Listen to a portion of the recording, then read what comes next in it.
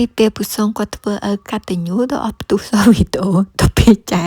ធ្វើម៉ែកតញ្ញូនិយាយផ្ទុះសាហាវហ្មងអរគុណសម្រាប់ការខមមិនទាំងវិជ្ជមាននិងអវិជ្ជមាននិយាយទៅចង់ខមមិនអីខមមិនទៅខមមិន